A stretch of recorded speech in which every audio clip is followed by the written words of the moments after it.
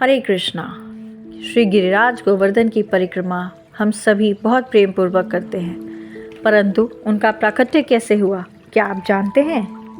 हम सब जो भगवान श्री कृष्ण के अनन्य भक्त हैं, वे श्री श्री गोवर्धन धाम की महिमा भली भांति जानते हैं। आज हम उन्हीं श्री गिरिराज गोवर्धन के प्राकट्य की कथा सुनेंगे।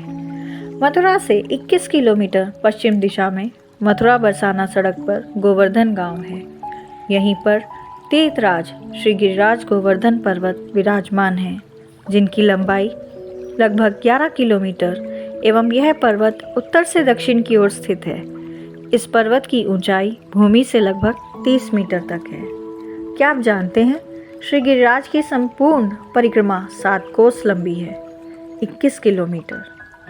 गर्ग संहिता के अनुसार एक बार गोलोक धाम में रासलीला के अंत में राधा रानी ने भगवान श्री कृष्ण से अपने मन की इच्छा व्यक्त की। राधा रानी ने श्री कृष्ण से कहा, वृंदावन में यमुना के तट पर दिव्य निकुंज के पार्श्व भाग में आप रास रस के योग्य कोई एकांत एवं मनोरम स्थान प्रकट कीजिए।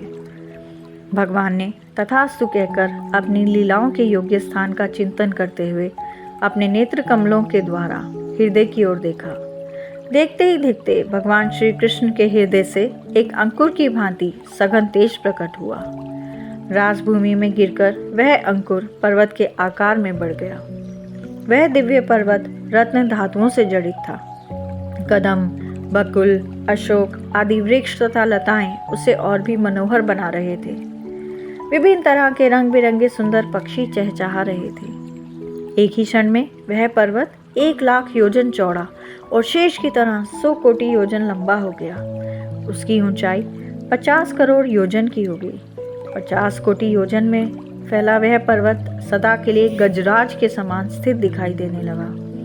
उस पर सुवर्णमय विशाल सैकड़ों शिखर दीप्तिमान होने लगे, मानो सुवर्णमय उन्नत कलशों से कोई ऊंचा महल शोभायमान हो रहा हो। इतना विशाल होने पर भी उत्सुकतावश वह पर्वत बढ़ता ही जा रहा था। इससे गोलोक में कोलाहल मच गया। गोप गोपियाँ भयभीत हो गए। यह देखकर श्री कृष्ण उठे और उस पर्वत को शांत करते हुए बोले, अरे प्रसन्न रूप से तुम तो बढ़ते ही जा रहे हो। संपूर्ण लोक पर स्थित हो जाओगे तो सब लोग कहाँ निवास करेंगे? ऐसा कहकर भगवान ने उसे शांत कर उसका बढ़ना रोक दिया।